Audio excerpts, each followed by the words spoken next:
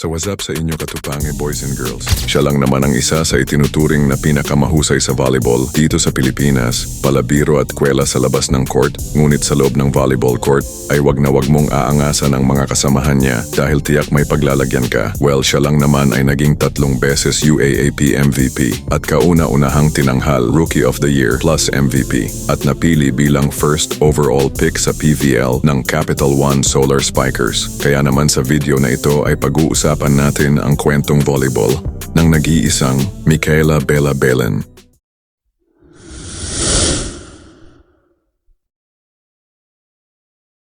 Si Micaela Belen o mas kilala bilang Bella Belen ay ipinanganak noong Hunyo 20, 2002 sa Quezon City, Philippines. Lumaki tulad ng karamihang batang Pilipino na puno ng kuryosidad sa mundo at naghahanap ng bagay na maaari niyang tawaging kanya. Ngunit ang nagbubukod tangi sa kanya mula sa murang edad ay ang apoy ng determinasyon at ang matinding pagmamahal sa larong volleyball. Ang kanyang pamilya, lalo na ang nakababatang kapatid niyang si Genevieve na kalaunan ay susunod sa kanyang mga yapak ang nagsilbing matibay na suporta sa likod ng kanyang pangarap. Hindi siya isinilang na tanyag at walang ginintuan o madali ang landas na inilatag para sa kanya. Nagsimula ang lahat sa mga gym at sementadong court, mga lugar kung saan libu-libong pangarap ang isinisilang, ngunit iilan lamang ang talagang lumilipad. Mula pa noon alam ni Bella, ang volleyball ay hindi lang libangan. Ito ang kanyang tadhana.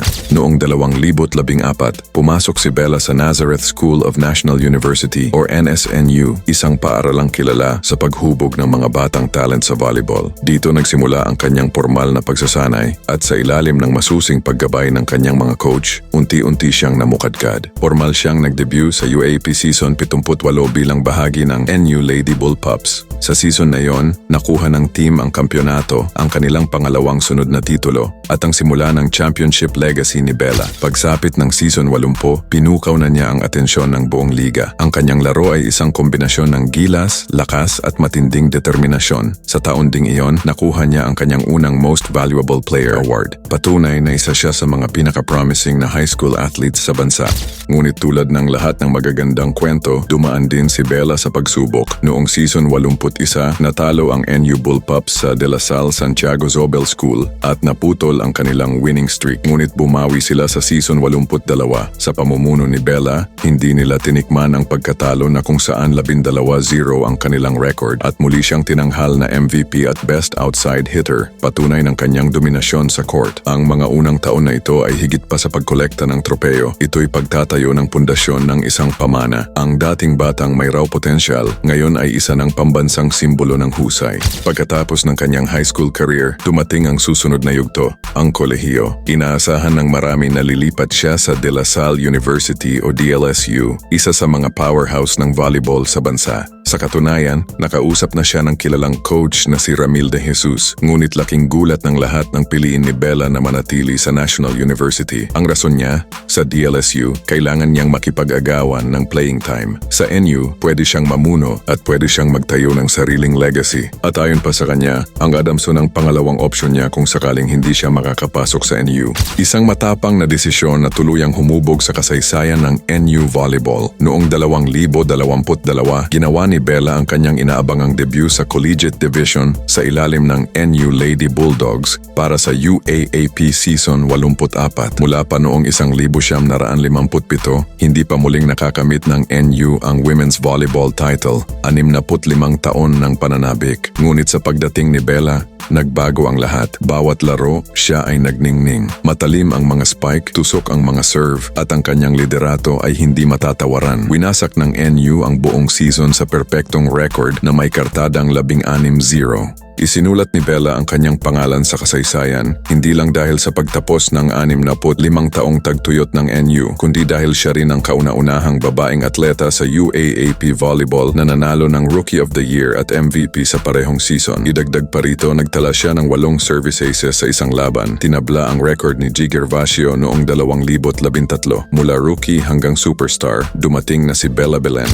Matapos ang perpektong season, mataas ang inaasahan kina Bella at sa Lady Bulldogs sa season 85, ngunit ganito ang sports, hindi laging naaayon sa plano. Natalo sila sa finals sa kamay ng kanilang karibal, ang De La Salle Lady Spikers. Masakit para kay Bella ang pagkatalo pero hindi siya nagpatalo sa emosyon. Nag-ensayo siya ng mas mahirap, pinasigla ang kanyang team, bumalik na mas determinado. Sa 2024 season 86 ng UAAP, muli niyang pinamunuan ang NU sa finals kontra UST Golden Tigresses. Sila'y nagwagi ng sweep. Muli siyang tinanghal na Most Valuable Player at Best Outside Hitter. 2 beses ng Most Valuable Player sa UAAP, isang bihirang karangalan. Noong 2025, huling taon ni Bella sa kolehiyo at siya na rin ang team captain. Ito ang sukdulan ng kanyang paglalakbay bilang leader, hindi lang sa laro kundi sa puso. Sa ilalim ng kanyang kapitanato, muling sinalakay ng NU ang UAAP Season 87 para ipagtanggol ang titulo at muling nagtagumpay. Tinalo nila ang DLSU Lady Spikers sa finals at si Bella, MVP na naman sa ikatlong beses. Kahanay na niya sina Alisa Valdez at Monica Aleta, ilan lamang sa mga nagwagi ng 3 MVP awards. Si Bella Belen ay isa na sa mga pinakamahusay na UAAP players sa kasaysayan. Pagkatapos ng kanyang makasaysayang college career, pumasok si Bella sa Premier Volleyball League or PVL. Ngayon ay isang ganap na professional league. Tulad ng inaasahan, siya ang naging number 1 overall pick ng Capital One Solar Spikers. Ang paglipat na ito ay higit pa sa career move. Ito ay transition mula collegiate icon tungo sa pro volleyball superstar. Malaki ang pressure pero mas malaki ang kanyang gutom na magtagumpay.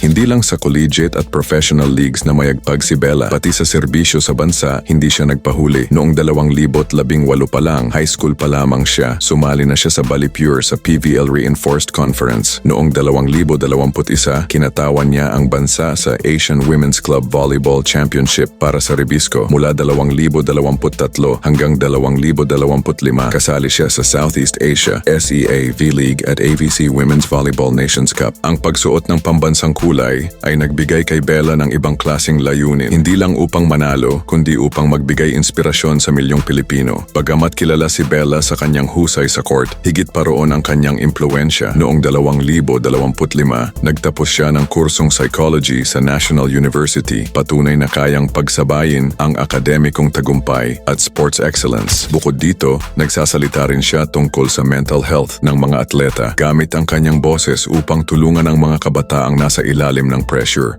Malapit rin siya sa kanyang kapatid na si Genevieve, isang libero ng NSNU Bullpups. Isang kwento ng magkapatid, mentorship at lakas ng pamilya. Mula sa batang nangangarap sa Nazareth School hanggang sa pagiging 3 beses na MVP ng UAAP, pambansang atleta at profesional na manlalaro, ang kwento ni Bella Belen ay isang inspirasyong pambihira. Pinatunayan niyang sa disiplina, talento at puso, walang imposibleng pangarap. Ngunit ang kanyang kwento ay hindi pa tapos. Patuloy pa niyang isinusulat ang kanyang legacy. Bawat serve, bawat spike, bawat panalo. At para sa bawat batang babae na kumakapit sa volleyball at nangangarap, si Bella Belen ay hindi lang isang player. Isa siyang simbolo ng pag-angat. Hindi siya naglaro para sa spotlight, kundi para sa pagmamahal sa laro. Kaya naman ang spotlight ang siyang tumuklas sa kanya.